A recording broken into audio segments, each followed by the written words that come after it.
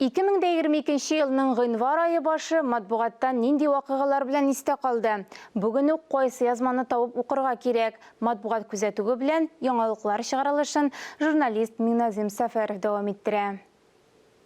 Хәерле көн, мөхтәрәм телевизор караучылар. Татар матбугаты яңа 2022 ел башында нәрсәләр турында яза? Әйдәгез бергәләп шул сорауга җавап биреп карыйк. Татарстанда 2022 ел цифрлаштыру елы дип игълан ителде.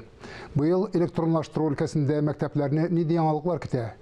Кара такта белән Акбурга урын калырмы? Укучылар букча урынына электрон дәреслек кыстырып йөри башламаслармы? Ишен тикшерүне кайчан компьютерга ышанып тапшырачаклар? Әлеге сорауларга җавапны Ватан Татарстан газетасы журналисты эзләгән. Безнең еш кенә теге яки бу яңалык белән артык мавыгып китә торган гадәтебездә бар. Мәктәпне цифрлаштыруда белем бирүнең гадәти алымнарын оныттырмасмы дигән шөбһәле сорауга җавап та бар әлеге язмада. Мәктәпләр электрон дәресләргә күчәргә җыенмый икән, электрон әсбапларны санитар нормаларны исәпкә алып кулланырга мөмкин дигән Россиянең мәгариф министры Сергей Кравцов. Әмма тулысынча электрон дәресләргә күчү турында сүз алып барылмый. Дәреслекнең кәгазь яки электрон вариантын сайлауны да министрлык та, укытучы да түгел, әтияни хәл итәчәк икән. Бу кадәр әсә шул министрның сүзләре. Сәнгать белән кызыксынучылар өчен Ватан Татарстан газетасы моңлы җырчы Рәфинә Ганиуллина белән әңгәмә урнаштырган. Әлегә атказанып өлгермәсә дә, еш телгә керүче 5 бертуган Ганиуллиналар турында ярыйсы гына фактлар ачыклана язмада. Синбикә журналының беренче саны исә Хайп нигә кызык дигән актуаль язма белән башланып китә. Хайп инглизчәдән күчергәндә шау-шу тудыру яки әрсез реклама дигән аңлата икән. Аның максаты габгади ясалма рәвештә ыгы-зыгы тудырып, киң аудиториягә танылырга тырышу.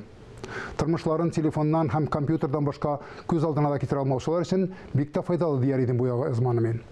Шагыйрь Зөлфәт һәм аның сөекле фәрештәсе Фирая ханым турындагы язмада журнал укучыларының күңеленә хуш килгәндер дип уйларга кирәк.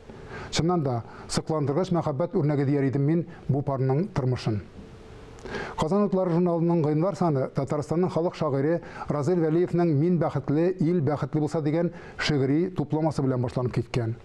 Журналның яңа исемнәр сәхифәсендә исә моңарчы укучыга телевизион алып баручы, журналист һәм Татарстан телерадио компаниясе җитәкчесе буларак билгеле булган Фирдус Гималдиновның бу романы тәкъдим ителгән. Тарихи романның эпиграф итеп японнарның кырмыскалар да буаны йырып җибәрә ала дигән әйтеме алынган.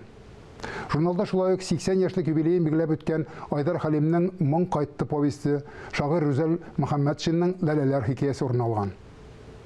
Тормыш дәвам итә.